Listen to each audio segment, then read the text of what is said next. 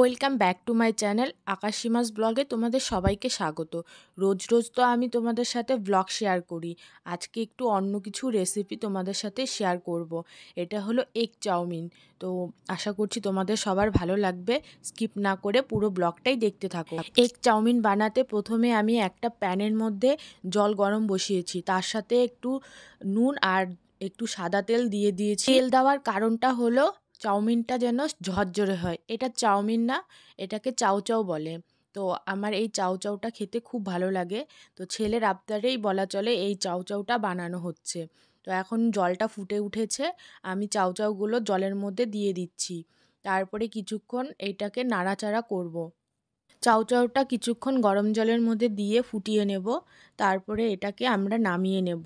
একটু দেখে নামাতে হবে যেন বেশি সেদ্ধ না হয়ে যায়।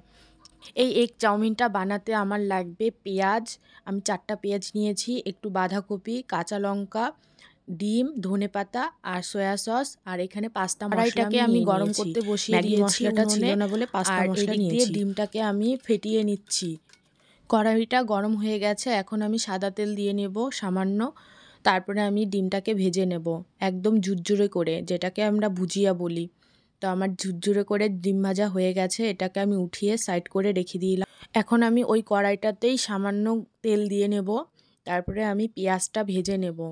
পেঁয়াজটা এখন আমি দিয়ে দেব কড়াইতে। তো সবগুলো পেঁয়াজই দিয়ে দিলাম আমি। পেঁয়াজটা ভাজা ভাজা করব, একটু লাল লাল হয়ে গেলে তার সাথে অ্যাড করব কাঁচা লঙ্কা। এই কাঁচা লঙ্কাটা একটু কম করে দিয়েছি, ছেলে খাবে বলে। বেশি ঝাল ছেলে খেতে পারে না। তোমরা যেরকম ঝাল খাও সেরকম পরিমাণ তোমরা ঝালটা দিয়ে নেবে। তারপরে আমি লবণ দিয়ে নিলাম। লবণটা তোমাদের মাপ মতন দিবে, আমি আমার মাপ মতন দিয়েছি। একটু নাড়াচাড়া করে ভাজা ভাজা করে নেব। তারপরে আমি বাঁধাকপিটা দিয়ে নেব। বাঁধাকপিটা দেওয়ার পরে আমি একটু কিছুক্ষণ নাড়াচাড়া করে ভাজা ভাজা করে নেব। 2 থেকে 3 মিনিট আমি ভাজা করে নিয়েছি। তারপরে আমি সয়া সসটা অ্যাড করব। সয়া সসটা অ্যাড করার পরে আমি কিছুক্ষণ নেড়ে চেড়ে নেব। তো আমার নাড়াচাড়া হয়ে গেছে। আমার একটু সয়া সসটা কম পড়েছিল বলে আমি আবার আরেকটু সয়া সস অ্যাড করে নিলাম। চাউচাউটা এখন আমি কড়াইতে দিয়ে নেব। দেওয়ার পরে আমি একটু ভাজা ভাজা করব, পুরো মশলাটার সাথে পুরো মিক্স করে আমি ভাজা ভাজা করে নেব। তারপরে আমি ডিমটা অ্যাড করে দেব।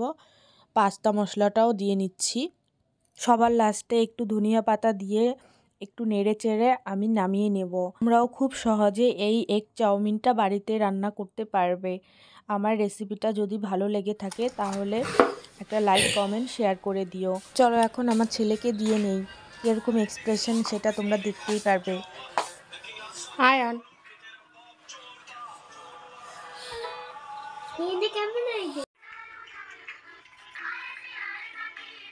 খাও, হয়েছে হয়েছে।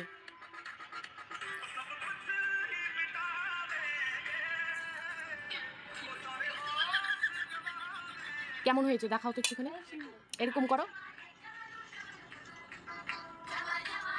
তোমরা আমার চ্যানেলটাকে সাবস্ক্রাইব করে দিও প্লিজ প্লিজ প্লিজ।